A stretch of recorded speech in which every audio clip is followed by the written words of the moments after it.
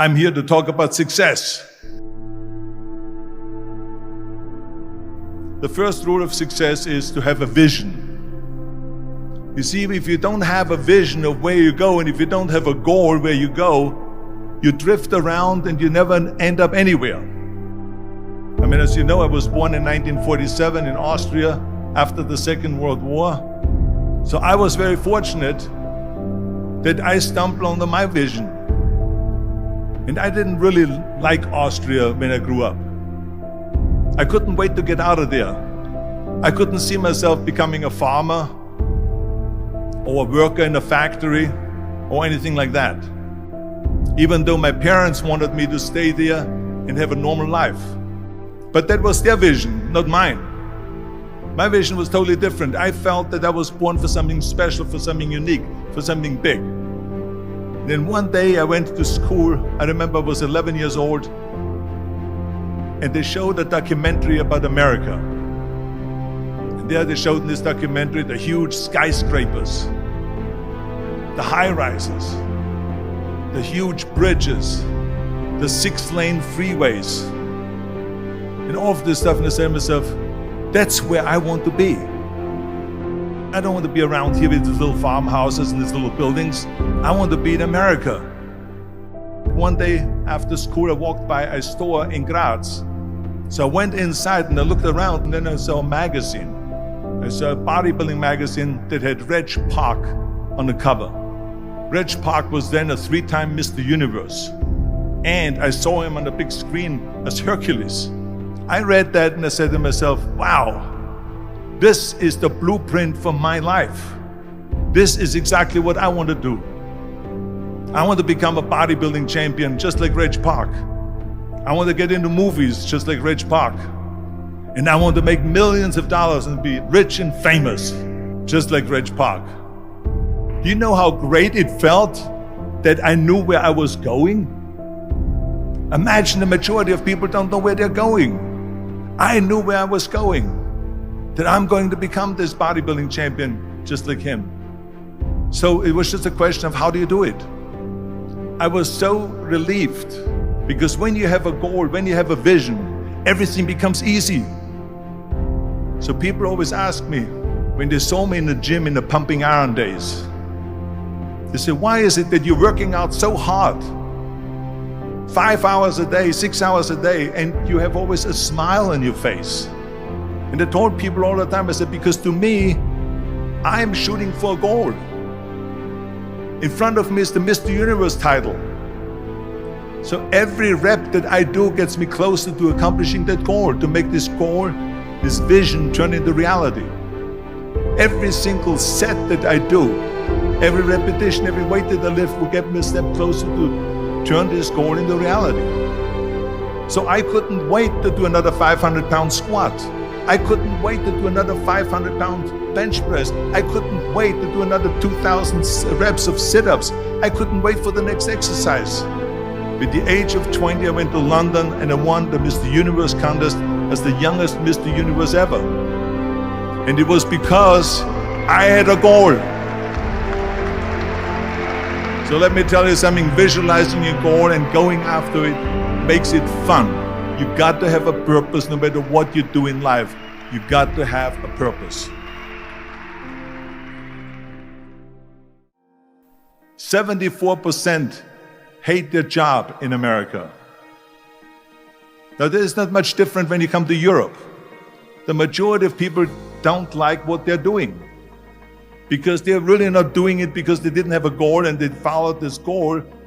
They just aimlessly drift around, and then all of a sudden there's a job opening, so they get that job because you have to work.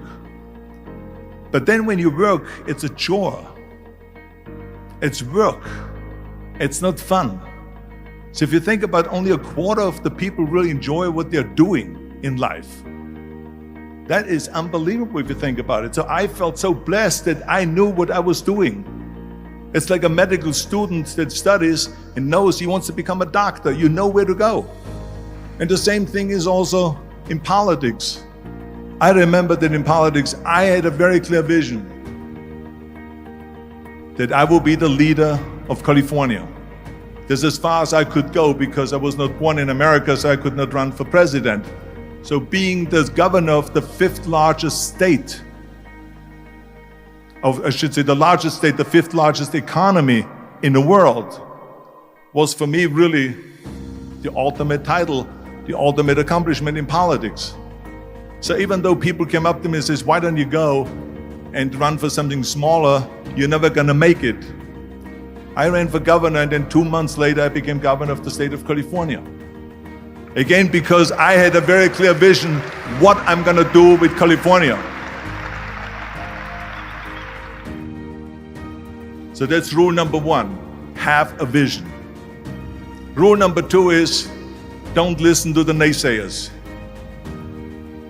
Don't listen to the naysayers.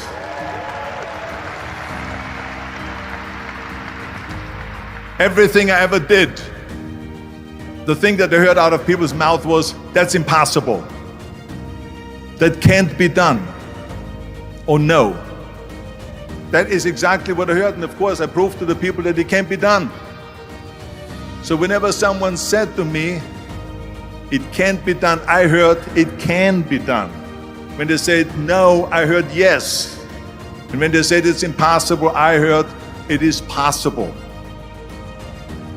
I'm a strong believer of what Nelson Mandela said, that everything is always impossible until someone does it. Well, I'm gonna be the one, I said to myself, I'm gonna do it and I'm gonna show it to them. Maybe it has never been done before. That's perfectly fine with me. But I'm gonna do it. And I did not listen to the naysayers. It's all about the hard work that you put in. I said to myself, in bodybuilding I worked out 5-6 hours a day. I'm gonna do the same thing now for acting. And of course I went to college to study English. I studied the accent removal, acting classes, and all of this stuff, all day long. I worked and I worked and I worked. And within a short period of time, I made one movie called Hercules in New York, which of course went right into the toilet. But it didn't discourage me. I still had the same vision. And then all of a sudden I did Streets of San Francisco. I did Stay Hungry and Pumping Iron and The Villain. And then all of a sudden I was asked by Dino De Laurentiis and by Universal Studio to star in Conan the Barbarian. And after I did Conan the Barbarian, the director at the press conference said to the press, the director was John Milius. He said to the press, if we wouldn't have had Arnold, we would have had to build one. So think about that. The very body that they said can never be sold because the time is wrong. A few years later, I'm doing Conan the Barbarian, and it was the #1 hit at the box office when it came out in the summer of '82.